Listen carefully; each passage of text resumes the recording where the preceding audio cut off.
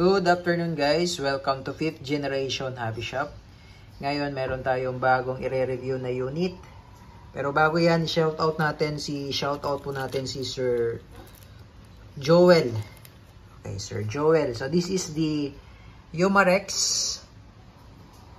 MNP by Smith & Wesson. Ayan, so ito yung model niya. MNP 45 M2.0. Yan naman yung specs niya. Ayan, CO2 powered, 12G, 3 joules. Ayan. Itong isa. Hindi ko makita. Single and double action. Ayan. Tapos, meron siyang rail mount, Picatinny. Tapos, rotary magazine, 8 rounder. Ayan. Mamaya papakita ko sa inyo yung pinaka-magazine niya. Okay, so yan yung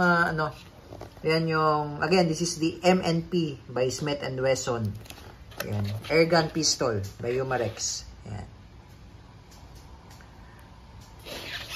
M2, ito po yung model niya, MNP 45 M2.0. Yan, by Umarex.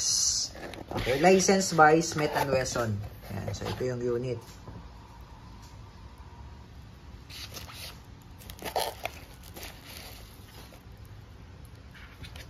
Okay. So, ayan. Ayan yung unit.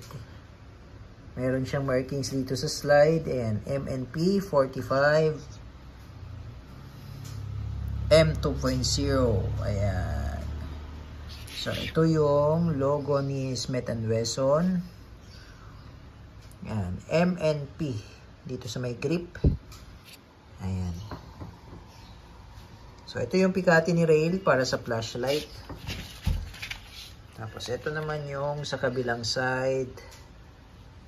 Ayan. 4.5mm or 177 pellets. Smith & Wesson, Springfield, US. Ayan. Ayan yung serial number. Ito naman yung manual safety. Ayan. So, ngayon, naka-fire yan. Pag gusto mo siyang i-save, push mo lang tapos down. Ayan. Ulitin ko po. Kung gusto nyo pong i-save, ayan, sa ngayon, naka-fire siya. Forward, tapos baba. Push down lang. So, ayan. Save. Naka-save siya. Ayan siya paputok. Ayan. Pag naka-fire naman yan, ano. Okay. So, yung sight niyang ganda, oh. Tritium sight na siya, may yellow dot. Ayan. Dito sa ibabaw naman ng slide, meron nakalagay 4502. Ayan. So, Smith & Wesson airgun pistol. Ayan. So, saan ba yung magazine nito? So, papakita ko sa inyo yung pinaka-magazine niya. Okay. So, ito pong si MNP, Smith & Wesson by Umarex, licensed by Smith & Wesson. Ang bala po nito ay caliber 177 pellets. So, ito po yung pellets. Yan, 177 po yan. Okay, caliber 177 pellets. So, may iba't ibang klase po niyan. May pointed, may round, meron ding flat yung head, flat head. Yan. So, po pwede siyang gamitan ng flathead, pointed, round, as long as 177. So, 0.177 po yan. Okay? So, yung magazine naman niya, so, it comes with 2 magazines. So, ito yung magazine niya. Rotary mag. Ito yung nakalagay kanina na 8 rounder. Yung nakalagay sa box na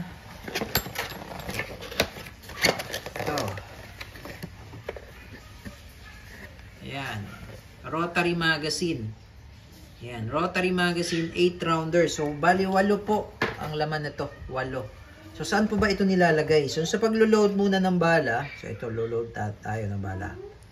So, makikita nyo po yung gear niya, no? Ayan. Ayan, yung gear. Sa likod kasi niyan, walang gear, no? Ayan. So, makikita nyo po yung pinaka-gear. Dito nyo po papasok yan sa harap. Ayan. So, bali 8 walong laman yan, walong bala. Ayan o. Yan. So, bali may kasama siyang dalawang rotary. Yung pinaka-rotary niya is aluminum. So, maganda siya kasi aluminum na siya. Hindi katulad ng ibang model na plastic. Plastic po yung rotary. Yung magazine. Ayan. So, pag nalagyan nyo na ng 8, yan. So, yung pinakabala niya, dito po nilo-load yan. So, pag-release ng slide, ito lang. So, bali ito, ipupush mo lang siya pababa. Ayan. Ayan. So, ipupush mo siya pababa para mag-open yung pinaka-slide niya. Ayan, o. So, ulitin ko po, no? Itong part na to, ito po, ipupush nyo po pababa. Ayan. Ayan. So, nag-open na siya. Dito po niloload yung rotary. Ayan. Diyan po siya papasok. Tapos, ibabalik nyo lang yung slide. Ayan. So, yun po. Umiikot po kasi yun every kalabit. So, yun siya. Pwede siyang single action. Kung gusto nyo pong single action, pwede siyang ikasa. So, mamaya itetest natin siya. Ikakasa natin. Ngayon, ang load naman ng CO2, load po ng CO2 dito po. So, itong pinaka-base pad niya, ganito lang.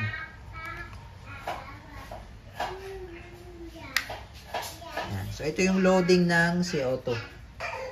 Silicone oil. So, ito yung pinaka-CO2 niya.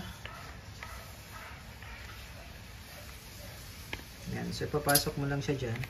Tapos, luluwagan nyo lang dito. Para mag-fit siya doon sa loob. Okay, so kailangan mabilis lang po ang pihit. Yan. Medyo bilisan lang yung pihit para once na nabutas siya at maluwag pa, sisingaw kasi yan. So, kailangan medyo mabilis po ang pihit. Tapos, pagbabalik naman, ganyan lang.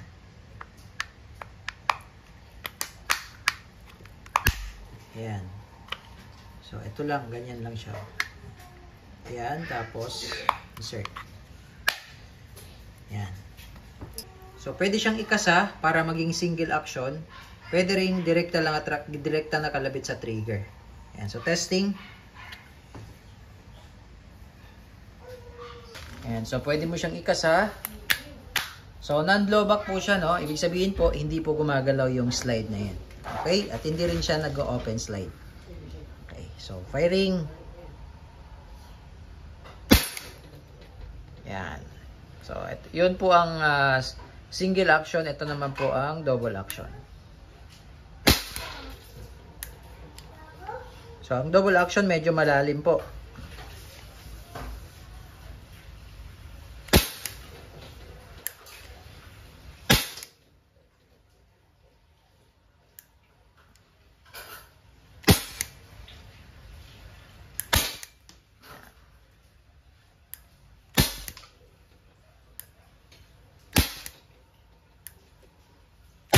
Okay, wala na. So, pag wala ng bala, iba lang po yung tunog niya. Ayan, so 8 po yun, 8 shots.